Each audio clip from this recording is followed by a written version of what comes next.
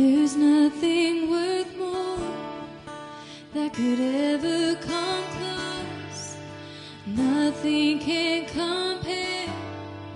You're our living hope. Your presence, Lord.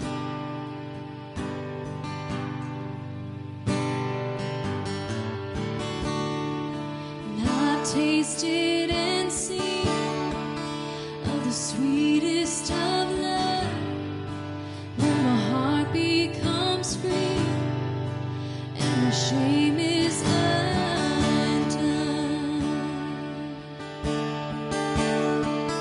Your presence, Lord.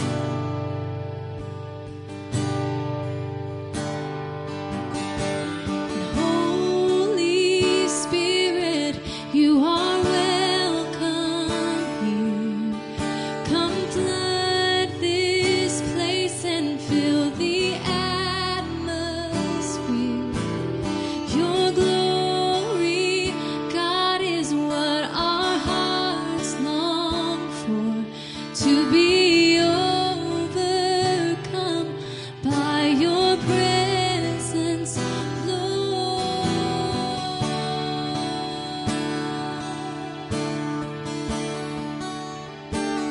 Your presence, Lord.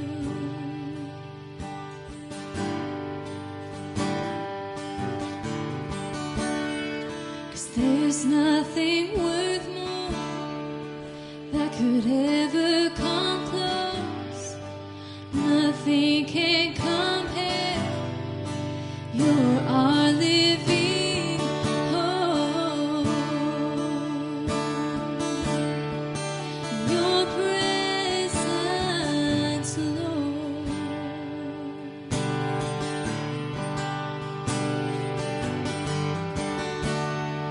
And I've tasted and seen of the sweetest of loves, when my heart becomes free and my shame is undone. Your presence, Lord. Holy Spirit, Holy Spirit, you are welcome here. Come flood this place and fill the atmosphere. Your glory, God, is what our hearts long for, to be overcome by your presence, Lord.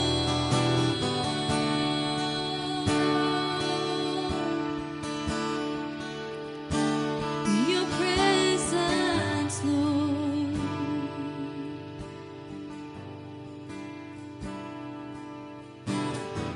So let us become more aware of your presence. Let us experience the glory of your goodness. Let us become more aware of your presence. Let us experience the glory of your goodness.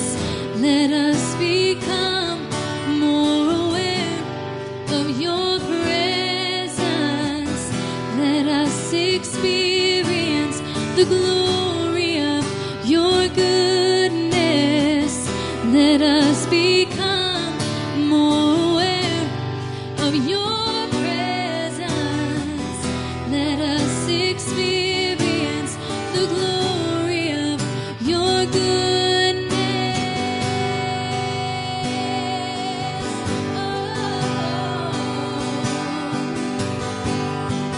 Holy Spirit, you are welcome here.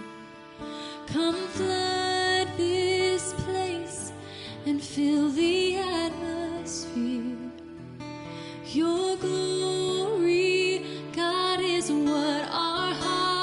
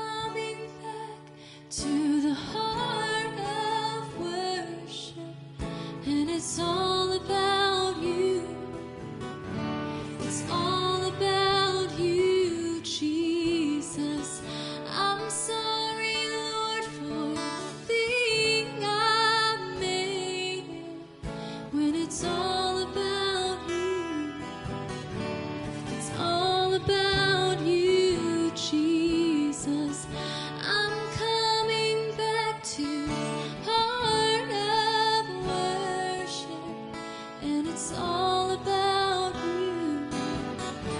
It's all about you, Jesus. I'm sorry, Lord, for the thing I made. When it's all about you, it's all about you, Jesus. Well, hello, everybody. Thank you for watching our service, and thank you, Ethan and Rachel, for doing wonderful music always. And I'm actually coming to you right now from my backyard, and I recorded this Friday because I wanted to touch base with you. The message I'm going to be teaching is from something that we actually recorded before Jane and I went out of town. And it's just a little standalone thing on attitude, and I think it's going to be very helpful. I read Seth Godin this morning, and he was talking about how attitude is not a soft skill. It's still one of the most important skills anyone can ever develop. And in these difficult times, having a great attitude is still so important. So I'm excited about the talk, but I wanted to come to you close to Sunday to be able to fill you in on what all is going on. We have some cool things that are planned, and we'd love for you to be a part of it if you can. We are dying to see you. We so want to hug you, but we know we won't do that, but we just want to see you. So here's some things that are going on. Fill you in, and maybe you can participate. Wednesday, this next Wednesday, October the 14th, we have some dear, wonderful friends in the Progressive Christian Movement who have a big bus and are going all over the country talking about vote the common good. Vote the common good.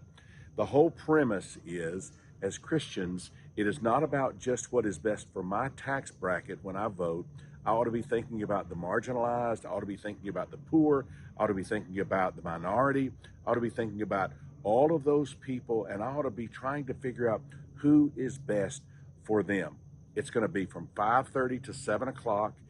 They've asked if they can use our church parking lot. We said, absolutely. We love these guys. 5:30 to 7 o'clock. They'll be in front of the Hateville mural. And again, it'll be very political. And so if you can come and you want to be a part, then we would love to have you there just to say hello. It will be a blast to see you. I think Jake is going to be there with ice cream and maybe with his award-winning lemonade. So it should be fun. So that'll be coming up October 14th, this coming Wednesday. Thursday, if you want to help Jane with Safe House, show up at the church, 345 in the new kitchen. That's that space that's on the main road on Dogwood Drive, 345, and you'll help plate the food that will be taken to Safe House. It takes about an hour, 345, no later than 5 o'clock, you'll be done. She would love to have the help. It'll be a great fellowship time. Make sure to wear the mask. As well, Wednesday, if you come to the church, make sure to wear the mask. One other thing, the last Sunday of the month, I think it's the 28th, I'm really wanting us to do a picnic. And so I'm just curious if you are interested. And if so, there's a great park in Hateville, downtown Hateville. We'll send you more details. We'll put it together and make it as fun and wonderful as it can be with mask and social distancing and all that stuff. So again, let us know just right under this video. Just say, hey, yeah, count us in on the picnic. I'm also going to be sending out to everyone either an email or a text over the next few days. So just let me know. Yes, count us in. We'd love to be a part.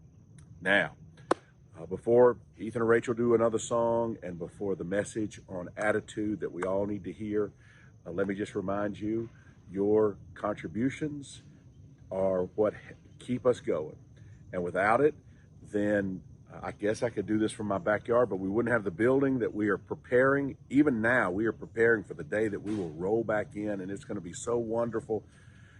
So your contributions make a difference. It couldn't be done without you. Some of you carry a huge weight when it comes to supporting our church, and I just want to say thank you. Others you're able to give, and that means the world to us. So thank you for what you're doing. The three ways that you can give: one is to text the word give to 404-998-8979. They'll send you back a reply. You fill out some information. It's easy to do. Some people have made it a recurring gift. So they say, hey, you know, I like to give $50 a week, and they just make it where it happens, $50 a week, or I like to give $50 a month. They just set it up so it just happens, and they don't have to do it anymore. But if you're just doing a one-time gift, this is still a beautiful way to do it. Second way, you can go online to thevillageatlanta.com/give. Same thing, put some information in, set it up as a recurring gift if you'd like, do a one-time gift if you'd like. That's beautiful, it's very helpful. And then finally, you can of course write a check to the Village Church. You can put it in an envelope, you can put a stamp on the envelope, you can send it to 3418 Dogwood Drive in Hapeville, Georgia 30354. Thank you for supporting. We miss you. Jane and I were on this long trip across country. Every day we talked about how much we miss you, love you, and cannot wait till we can be with you. By the way, I'm wearing the hat. I've had some skin issues on my head, so the doctor said I gotta wear the hat when I'm in the sun. So kind of Sean Connery looking, I think. I know, not really. Let me pray for you. God, thank you for everybody who's watching. Thank you for our church. Thank you for working in our hearts even now. We love you. We ask your blessings on every person. We pray this in Christ's name. Amen. Jesus, Jesus, Jesus, there's just something about that name.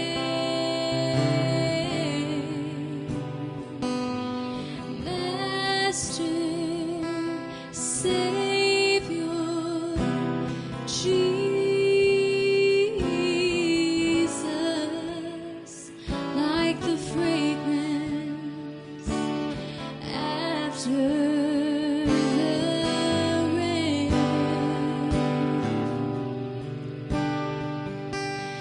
Jesus, Jesus, oh Jesus, let all heaven and earth proclaim.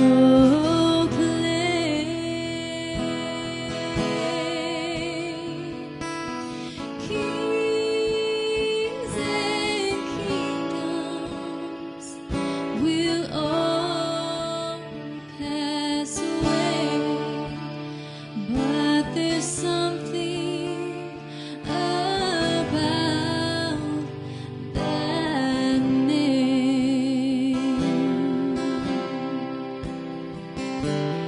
Jesus, Jesus, oh Jesus,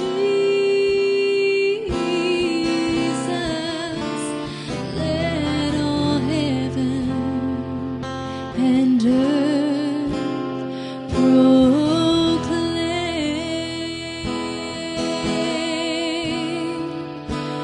Kings and kingdoms, they'll all pass away, but there's something about that name.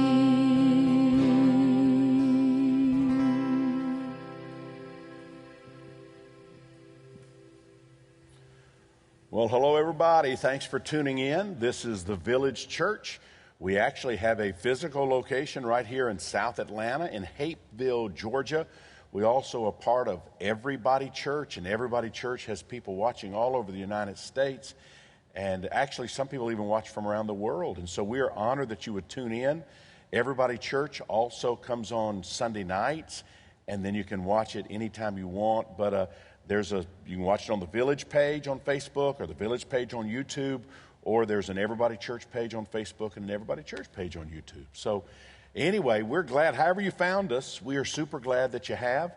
And people are asking, are we closer to knowing when we're going to come back to church? And I wish I could say yes, absolutely, but we are still waiting for information. I think we're closer than we were, but I can't tell you that it's going to be in the next weeks. We're trying to pay attention as best we can. So thank you for being a part of this online gathering. And when we do reopen, I hope you will be excited about it. And I hope many of you who have become friends through watching online, I hope you can come and actually experience the space with us and experience kind of the face-to-face, heart-to-heart handshakes, and I hope one day hugs. We'd love that very, very much. So anyway, thanks for tuning in. Thanks for being a part of our service this morning. It means the world to me. I don't know about you, but through this pandemic, there have been some times that my attitude has kind of sucked. You know what I mean? Everybody knows exactly what I'm talking about. I have just kind of been a grump, been a little bit foul in my attitude, and I don't want to ever ignore that.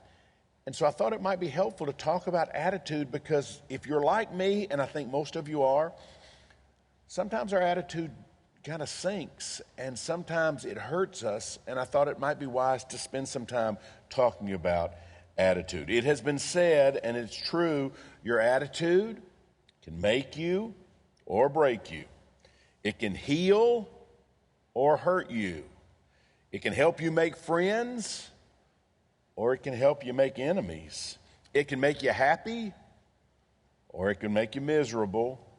It can help you become a success, or it can lead to you feeling like a failure.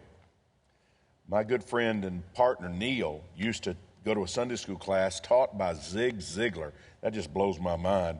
But Zig Ziglar used to be one of the great corporate coaches in America. And Ziglar used to say this: your attitude, not your aptitude, will determine your altitude.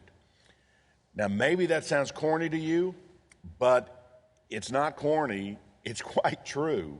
So let me say it again. Your attitude, not your aptitude, will often determine your altitude.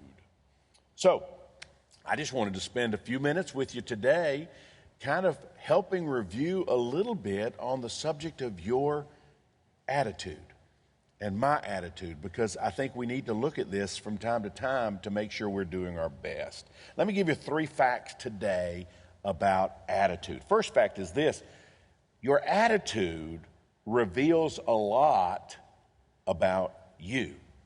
My attitude reveals a lot about me.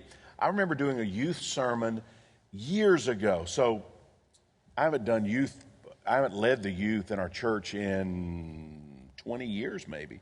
So it was a long time ago. Have all these teenagers in a room, and I took a jar of water and I just shook the jar of water vigorously until water was actually coming out just everywhere. And then I remember asking the teenagers, why did the water spill out? And they would answer different things. That's your lid. The lid is loose on there. So yeah, that's true. That's not the big reason. Why is water coming out? Well, it's because you're shaking the jar. Well, yeah, that's good. That's good. That's not what I'm looking for. Gravity, that's got to be it. Well, yeah, that's close.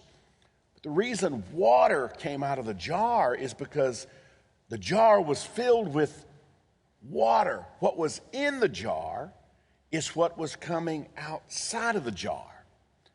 And I want to kind of help make that picture for us. What is in us often comes out of us when our attitude kind of reveals what we don't want to believe about ourselves. I wrote a blog several years ago about this idea. Let me read it to you now. I titled it, "What's Popping Out of You?" Do you remember playing with a Jack-in-the-Box? When I was a kid, it was the go-to gift to give toddlers. You would get the young child to turn the handle on the box, and music would play all around the mulberry bush.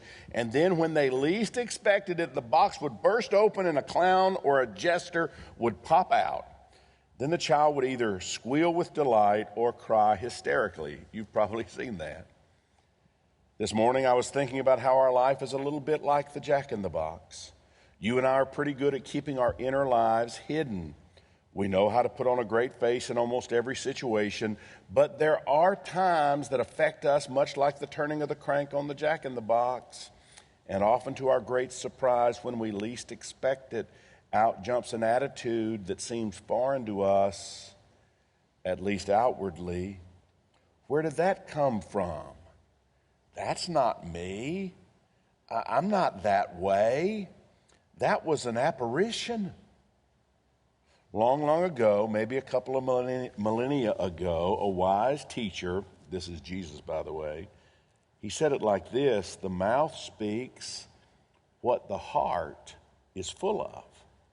In other words, what is in us is what comes out of us when we're stressed.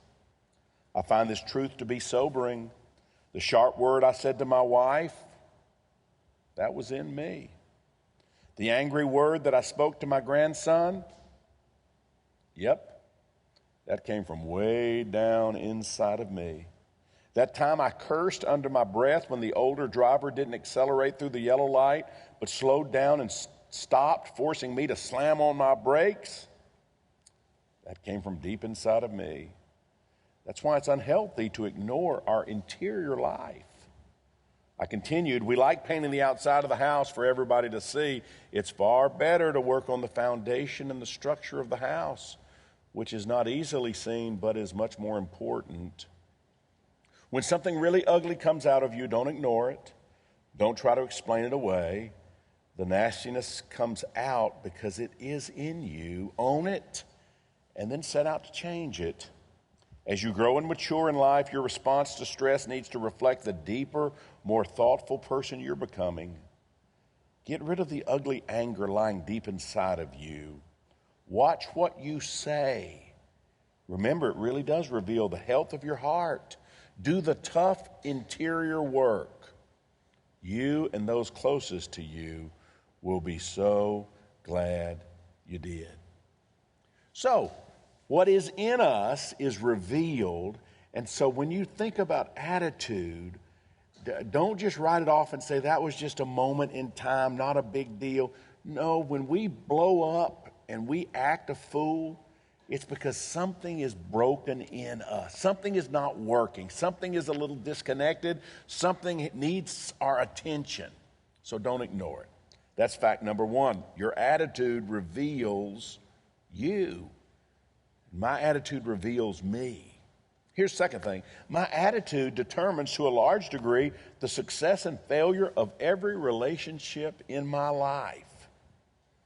What a difference your attitude can make. Your attitude affects every relationship. And sometimes relationships won't even get started, and they could have been good relationships, but your attitude is pushing people away. And you have to be careful of that. I don't agree with everything John Maxwell teaches or believes, but he says some wise things. He's an author in his book, 12 Irrefutable Laws of Leadership. He says this: attitude isn't everything, but it is the main thing that affects everything. Let me say that again. He says attitude isn't everything, but it is the main thing that affects everything. The power of attitude is that everything of real value to you starts with attitude. The author John Homer Miller once said this: your living is determined not so much by what life brings you as by the attitude you bring to life. It really has that much power. In Numbers chapter 12, we don't talk a lot about the book of Numbers in the Old Testament, but in the book of Numbers chapter 12, verses 1 through 11, we read a story about two brothers and a sister. One brother is Moses, and he has a really good attitude. The Bible says this, and by the way, I think this is funny. Let me just do this as a parenthetical thought. Kind of the traditional belief is Moses wrote the first 5 books of the Bible, all right? I don't believe that, and I don't think people who seriously study the Bible believe that Moses wrote the first 5 books of the Bible. But it's attributed to Moses. Here's one of the reasons I don't think he wrote it. In verse 3, it says this: Moses was a humble man, more humble than anyone on the face of the earth. So I'm thinking, if I ever write my next book, I'm going to say that. Ray was a humble man. Ray was more humble than anybody else on the whole face of the earth. Yeah, I think that probably comes from somebody else's pen, don't you? I think it probably did. But anyway, when it says that he was a humble man, more humble than anyone on the earth, I think the idea is he was a good attitude guy. He was somebody who could work with people. He was cooperative. He had a teachable spirit. He was able to lead people because he himself had been led. But Moses' brother Aaron and Moses' sister Miriam, on the other hand, they hadn't arrived there yet. Their bad attitude eventually spills out. Miriam seems to have had the worst attitude, and she infected her brother Aaron.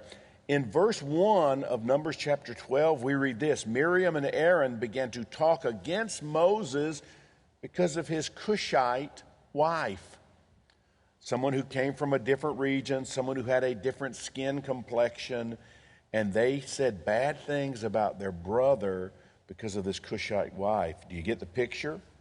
Here they are, family members who Moses thought he could count on and trust, but they actually are stirring up dissension behind his back, criticizing him, stirring up trouble against their own brother.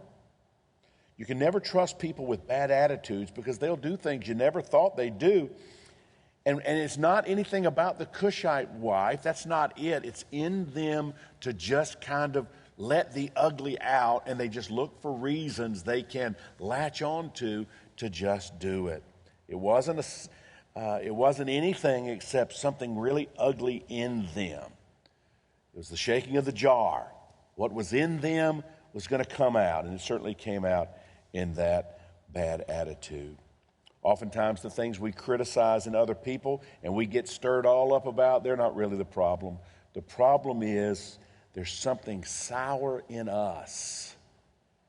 There's something that's off base in us.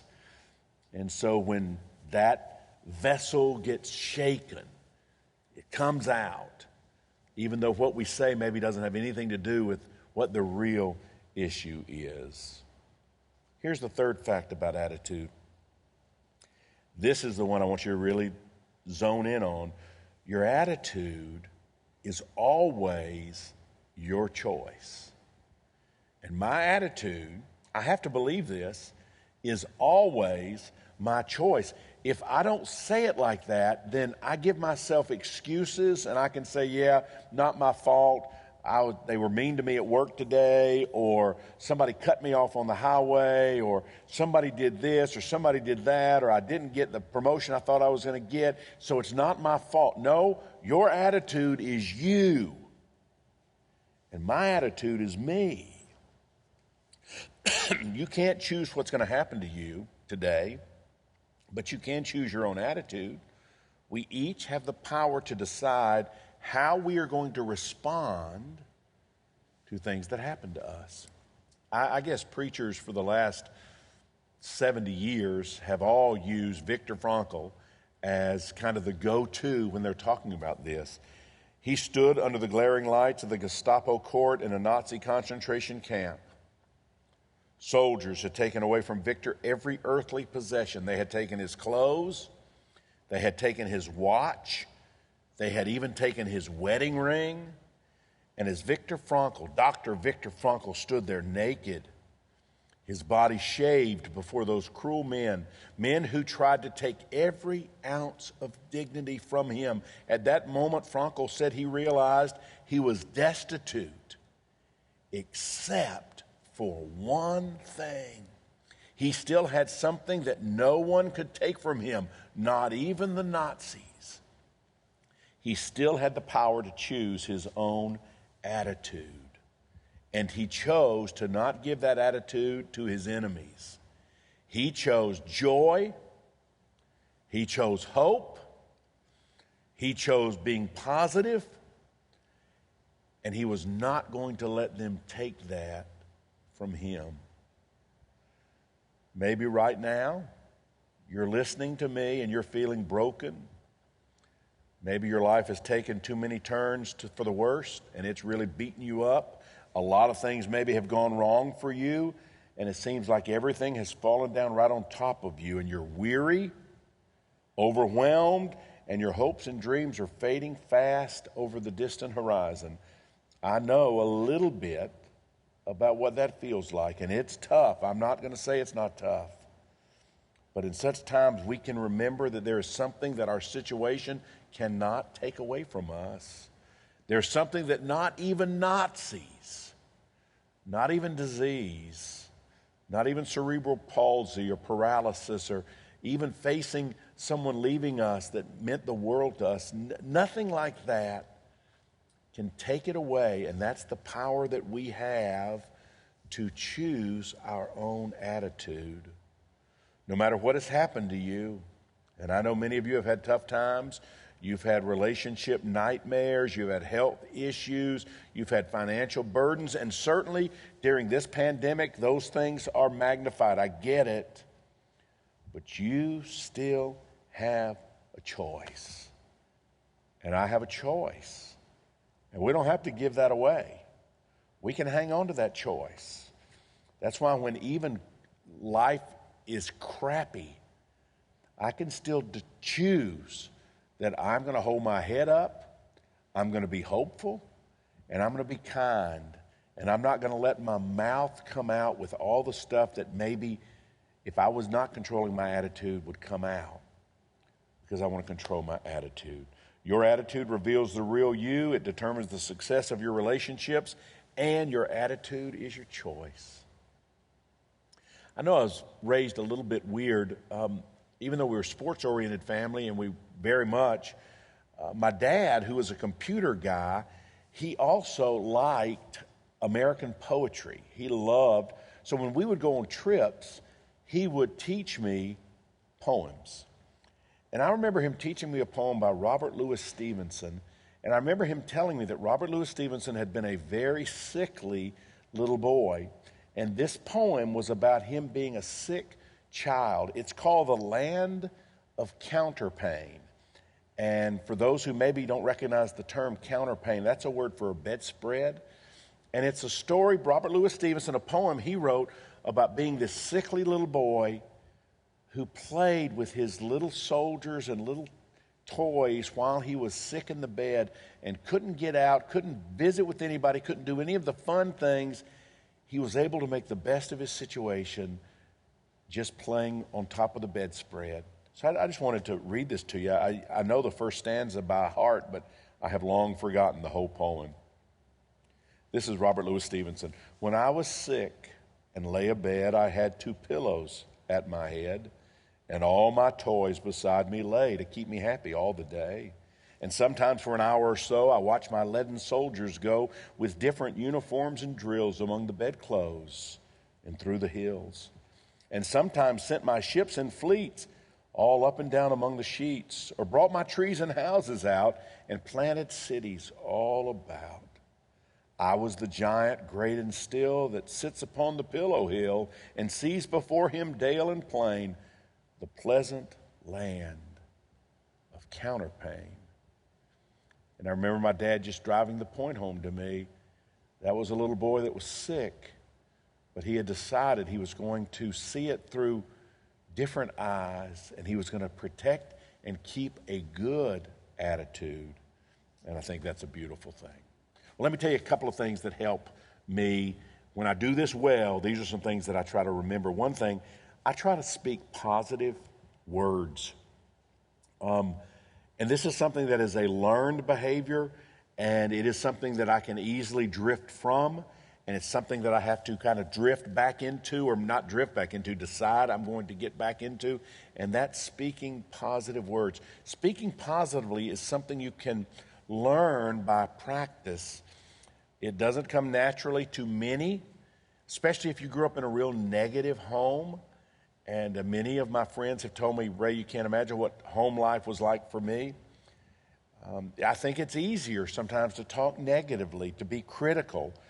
And most of us can just fall into that without even thinking about it. But I want to be someone who speaks positively. You may want to write this down.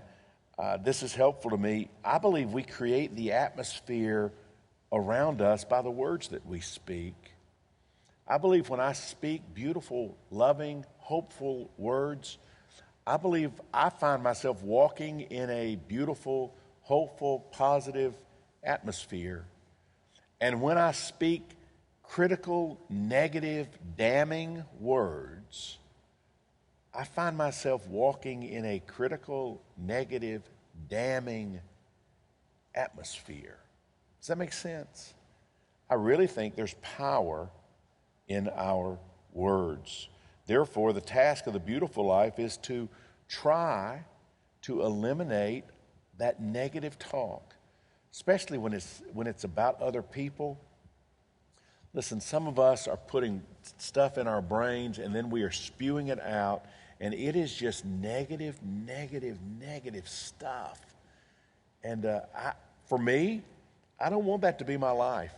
I'm on this earth for a little while, and I would rather create a beautiful environment to live my life, and I find that happens often with my words. Here's step 2.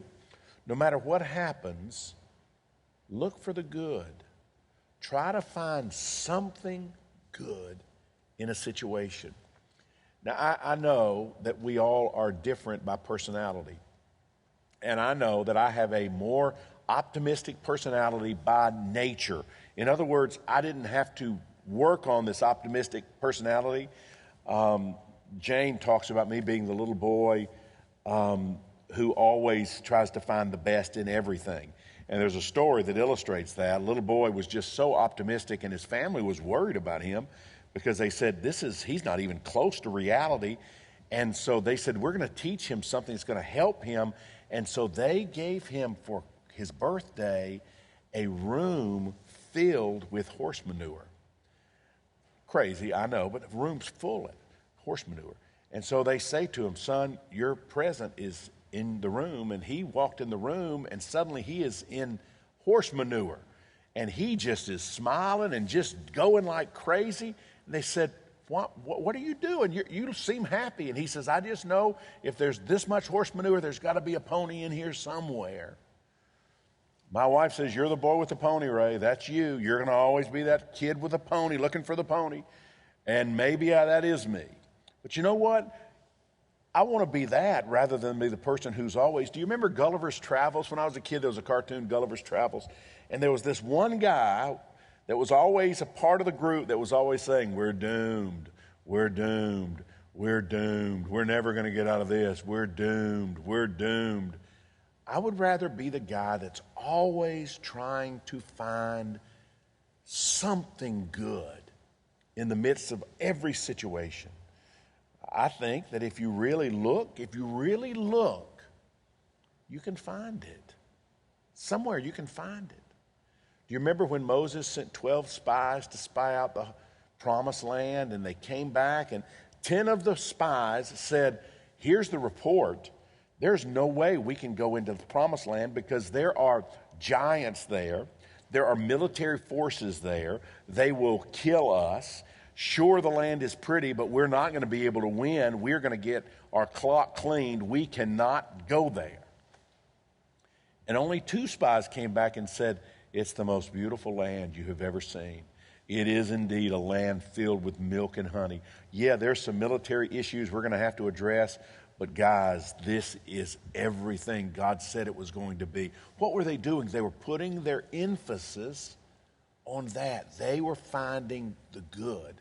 And I believe we can do that as well. We need to stop nitpicking. We need to stop being so negative. We need to stop that destructive cycle that's so many. And I'll tell you, if you could be in our private life, mine and Jane's private life, there are times when I will say, hey, can I just let you know something? I feel like over the last few days, I have just been negative, just kind of an ass. I don't know why. I don't know where it's come from, but I don't like it. And I'm taking steps to address it. So I just want you to know, thank you for being patient with me, but I don't like being that guy. And she's always just said, yeah, you have been an ass. Not really. But anyway, she does kind of say, yeah, I get it. But she knows I'm trying to work through it. I want to be a more positive person. Third thing I want to say is this. It helps me to really take charge of my thought life. And by that I mean I am capable of kind of just being in neutral and just letting whatever comes my way come my way. But I also can put my life in drive where I am determining what I'm putting in. And I can read things that build me up and help me and educate me and make my brain feel like it's growing. and make me feel stronger about life and about what I know and about what life can hold and how I can be better as a husband and how I can be better as a pastor and how I can be better as a leader. I can read those things. I can meditate on things from spiritual direction from the Bible or from wonderful books that have been written by wonderful people who have insights that are helpful, that will help me understand God's love for me, that will help me overcome shame and guilt, which is something that I have struggled with in my life. I can actually put my life in drive, and I can be filling my life with those kind of thoughts, or I can put it in neutral and just let whatever comes my way. And I'll be honest with you, many of you are Facebook people, I'll be honest with you, we put so much stuff in our minds that is, especially as it relates to politics, that I will find myself getting so frustrated and even angry at people who post stuff that I just don't believe. I just don't believe. They say stuff and I think, that's the dumbest thing I have ever said. I cannot believe that person believes that. And I have discovered that when I put that in my mind, it ends up just kind of throwing me off for the whole day. So it's better not to put that stuff in my mind. I would rather just love them. I don't want to look at that kind of stuff. I don't want to see it. If I go to Facebook, I want to see you have pictures of your kids and pictures of something fun that you've done. I don't want to hear how your politics. That's not something I really give a rip about. And it can get me in a foul mood sometimes. And so I have to really guard that. I want to replace those kind of negative things with good, positive things. I love watching movies that open me up to a bigger understanding of love, a broader understanding of life. I love that. And the last thing I want to do is watch a movie that causes my heart to shrink or feel less than. And there's sometimes I watch a sad movie, but it's sad in a good way. It's grief that is a good grief. It's a cleansing, purifying grief. But I want to make sure that I'm putting into me those kind of things. I think that, for me, is most helpful. All right, that's enough. I hope you'll do an attitude check. If you have a best friend or a partner, I hope you'll say, hey, can we just talk about attitude, how we're doing? And mainly, don't try to tell them how their attitude's doing. You kind of talk about how you can do better in yours and let them talk about how they can do better in theirs. And let's be people that really have beautiful attitudes. Craziest thing in the world to me is somebody who says they're followers of Jesus and then nobody wants to be around them because their attitude is so awful. As followers of Jesus, our attitude should be getting better, warmer, more loving, kinder, embracing in every way this life in a bigger way than we ever thought possible. Well, thank you for hanging with me. I love you very, very much. I can't wait till we can get together. I hope it's not going to be too much longer. I really miss seeing you face to face, and can't wait till we can be back here. Don't forget, follow Everybody Church. They'll have a service coming on tonight. A conversation started with Stan. And then just keep those two things going. Watch The Village, watch Everybody Church. Watch The Village, watch Everybody Church. And let us be your church home. We appreciate that very, very much. Love you. Take care.